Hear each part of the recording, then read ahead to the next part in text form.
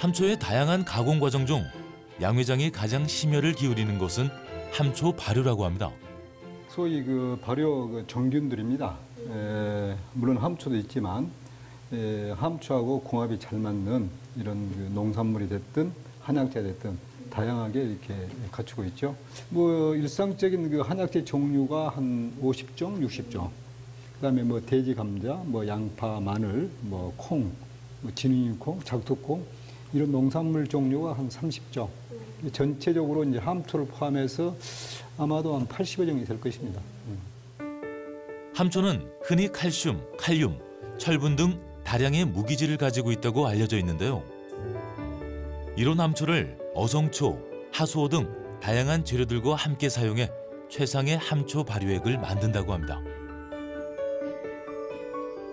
또 발효한 함초는 함초 소금, 함초 김 생산에 사용함으로써 상품의 품질을 향상시켜 소비자들로부터 호평을 받고 있습니다.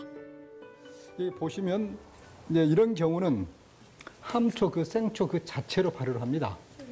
보시다시피 이제 그 생물이 그대로 보이지 않습니까? 그래서 이제 함초 같은 경우는 시기적절하게 어떤 그 시기를 선택해서 생초 그 자체로 이제 발효를 하기도 하고요. 또 이런 경우는 이 함초를 분말 가지고 그걸 침출해서 또 이게 발효하는 방법. 그래서 저희들이 여기를 보면 또 동결로 써있잖아요. 이것은 같은 함초를 하더라도 어떤 그 건조 방법, 제조 방법에 따라서 또 원료 차이가 나기 때문에 이런 것은 동결 건조. 그래서 이렇게 다양하게 갖추고 있습니다. 함초를 편하게 먹을 수 있는 방법을 생각하다 발효를 하게 됐다는 양동흠 회장.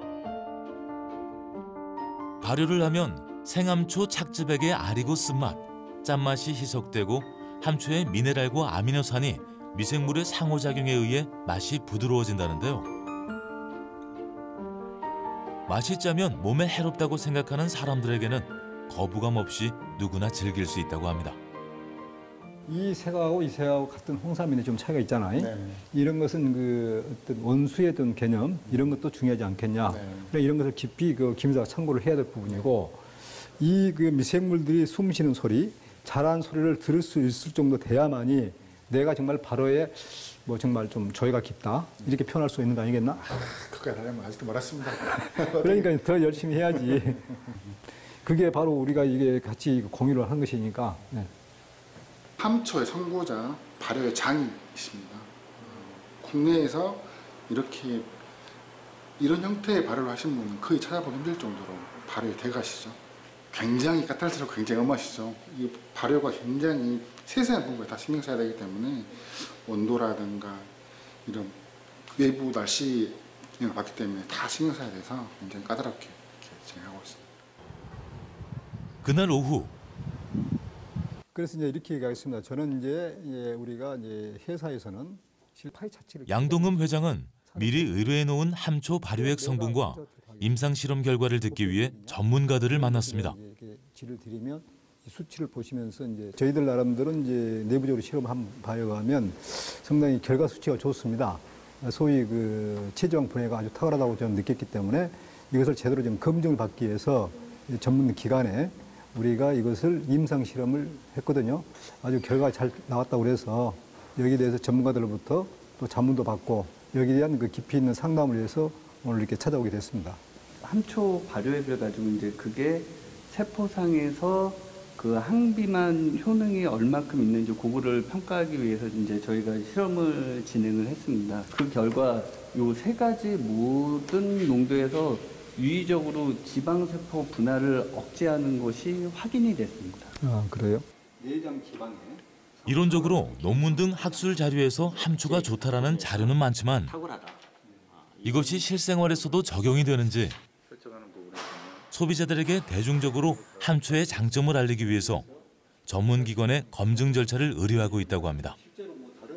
많이 귀찮죠. 시도 때도 전화도 하시고 그래서 사실은 우리 회장님의 고민부터 무엇이 어떻게 돌아가고 있는지까지 다 저한테 말씀하시고 같이 근무하는 직원처럼 수시로 이제 커뮤니케이션 하고 그렇습니다. 우리는 이제 소기업이니까 또 나름대로 한계점이 있더라고요. 그래서 정부 그 유관 기관의 지원 사업을 통해서 이제 체계적으로 뭐 세포 실험도 하고 또 나아가서는 또 실제 임상도 해야 되고 제가 아무리 이게 기능성이 좋다 한들 의미가 없어요. 이것이 정말 대중적으로 알려주고 하려고 그러면 보다 전문가들에 의해서 체계적인 연구를 통해 가지고 이것이 밝혀져야 한다 보기 때문에 나름대로 이렇게 활동을 하는 것이죠. 다음 날 양동근 회장을 서울에서 만날 수 있었는데요. 이곳까지 먼 걸음으로 달려온 이유는 무엇일까요? 이렇게 먼 길 오셔서. 예, 좋습니다. 제가 이렇게 또 도와주시니까 당연히 와야 될 자리가 아니겠습니까? 우리 문명 원장님께서 함초에 대한 해박한 지식도 가지고 계시고 그래서 이렇게 전화를 드리고 상담을 했는데 이렇게 좀 응해 주시니까 너무 감사드립니다. 제가 함초에 대해서 해박하다기보다는 논문을 좀 많이 봤습니다. 예. 아무래도 이제 우리나라에서 이런 건강기능식품 형태로 이제 발전하는 또 네. 대한민국을 이제 인삼이라든가 홍삼처럼 뭔가 발전할 수 있는 게 있지 않을까 해서 이 함초 부분은 논문을 좀 많이 봤고 네. 그래서 회장님께서 뭔가 이게 질문하시면 뭐 도움이 될지 모르겠어요. 양 회장은 오랜 시간 함초를 공부하고 기업을 운영했지만 시대가 변함에 따라 함초에 대한 새로운 정보는 없는지 늘 공부하는 자세를 가지고 있습니다. 다른 이유는 다양한 성분 분석과 임상 실험 및 그간의 노력들로 누구보다 함초에 대해 많이 안다고 자부하는데요.